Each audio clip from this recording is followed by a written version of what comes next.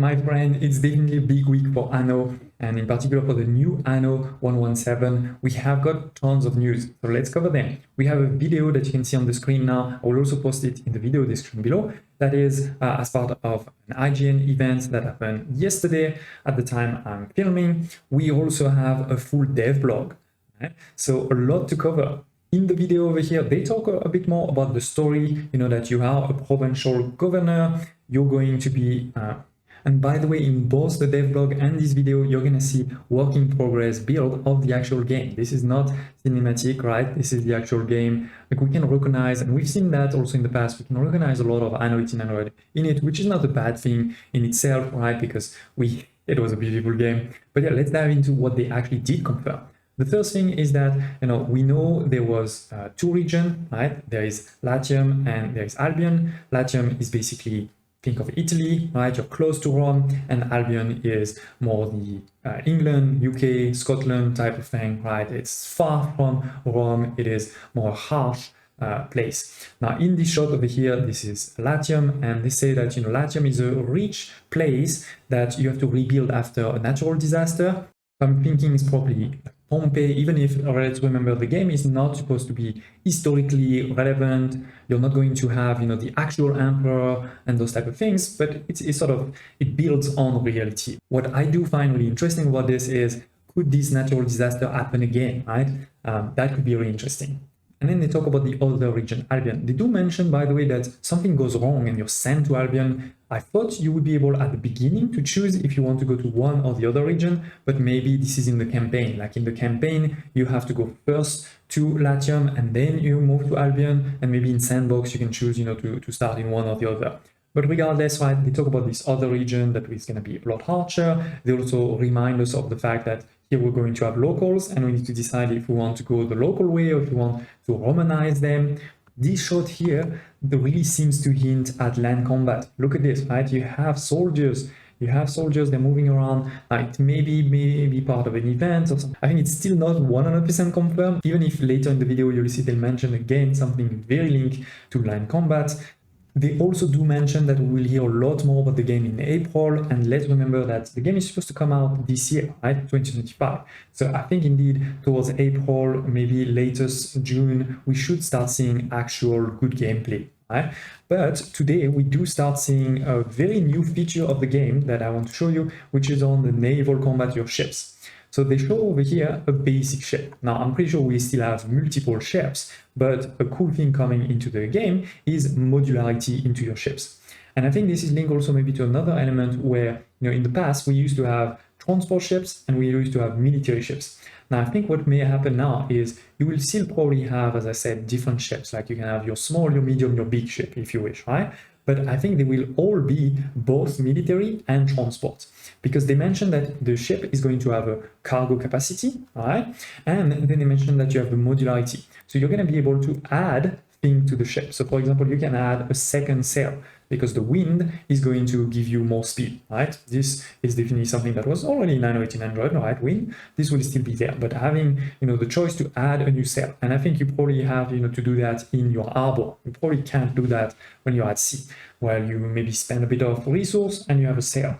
But that's not all, right? There's multiple of those modules, and maybe you have to also research them or find them somehow. But this is one. Then you have another that is over here, where you can have people, right, that are going to row in your ship to make it faster, especially maybe if you're against the wind, right? And this one they mentioned, it's going to take people. They actually mentioned mouses to feed. So I don't know if it's going to be that you need to have rations inside the ship, or if it's just, these are people living in your city and therefore, they cost resources like food in your city. But that's a second modularity. Then you have a third one that is showed just after. Where is it? Here it is. You have towers of archers, right, to defend. That's an important one for the naval combat in this era for sure. And that's not the last one. Then they show us, instead of the sail, they put a catapult. And this is where they do mention another element related to land combat, because they mention those catapults can attack other ships, but they can also attack towers and walls on your islands. So that means we're going to be able to build towers and walls, right? So I think, again, there's many things in the last dev blogs and, everything that we've heard so far heard so far that tends to say there is land combat. It's still not 100% confirmed. You could argue that maybe those towers and those walls are just useful, to combat ships. But I think this is, at this point, I really start betting a lot of things that we have land combat. And by the way, they do confirm there that there will still be diplomacy and things like this. I think everybody was expecting it. But, we're gleaning more and more information here and there. And they also do confirm there that it's still coming in 2025. I think at this point, if it was going to be delayed, especially with everything else that's happening with Ubisoft, I think they would have said it. But as I mentioned at the beginning, this is not all. We also had a dev blog earlier this week on the topic of roads. You may already know about it because this is not new. They had already talked about it, but now we're going to get a lot more details. About what? About the fact that roads are not going to be only 90 degrees. Anno is pretty famous for its grid system. Everything is based on the grid and based on this 90-degree, roads, buildings, etc. There has been mods in Anno 1800, that have started to change this. But now in this new Anno, we know that we're definitely going to have on top of the 90 degree, the 45 degrees. So we're going to talk, about some details. And as I said, there is also some beautiful images. Again, this is work in progress. So these farms over here, we have some ships over there. I haven't seen anything else, but do tell me if you have seen anything else. And we can definitely see this concept of roads that are not straight, right? This road over here is here definitely turning. And what's really cool is you can see that the farm is adapting to these turns, right? It's not like half of the tile is empty because you put a road that is, not straight. No, the building is adapting. And they do confirm that in the devlog. And by the way, if you've never played an Anno 1800 game, roads are definitely critical.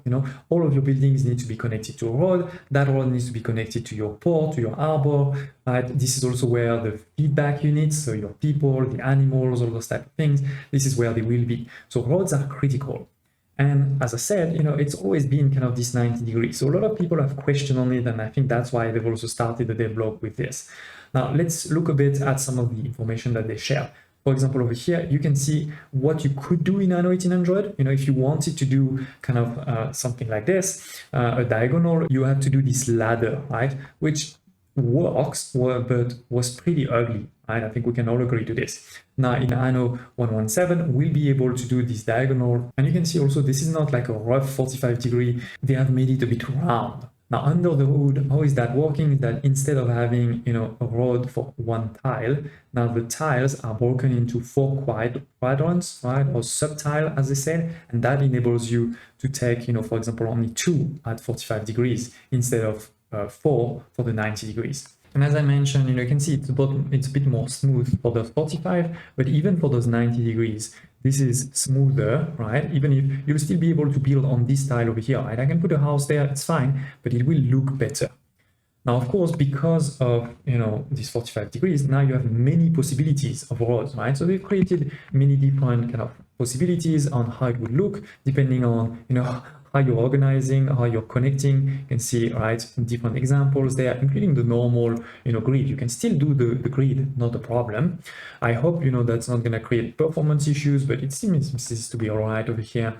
And yeah, I think one element that is really interesting is that it will be really easy to enable and disable this option of having 45 degrees. So I'm thinking it's actually an option, in the option menu where you can say, I want to play only with 90 degrees. I want to play with, 90 and 45. They could call it maybe classic and modern, for example.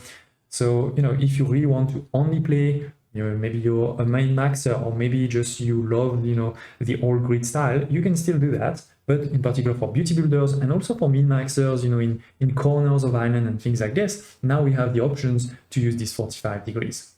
So that's pretty cool. As I mentioned before, the buildings will align themselves to those roads. So if you place it at 45 degrees, it's not like half of the tile is going to be empty. The building will link to that road.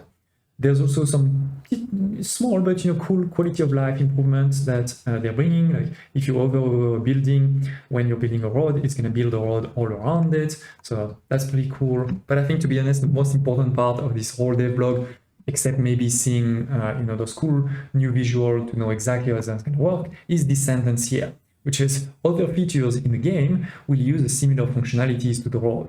Completely unrelated, which means that obviously it's completely related. Did you know that the historical Romans built a ton of aqueducts?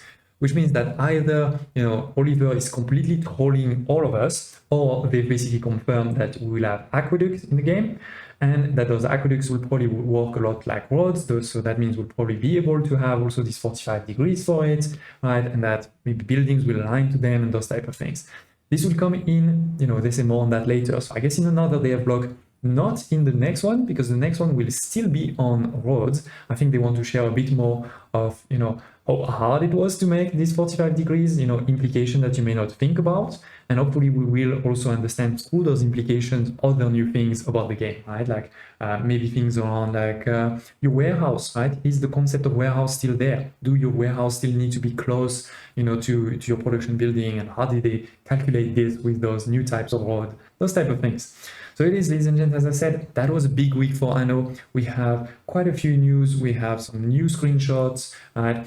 Don't hesitate to tell me in the comments below if you heard anything else, if you think I missed anything. I'd love to hear. Also, tell me what you're excited about with this game, because we're definitely going to continue covering it up to the release. I'm hoping we'll also get, advance notice on the game so I can already prepare guides and things like this for you all.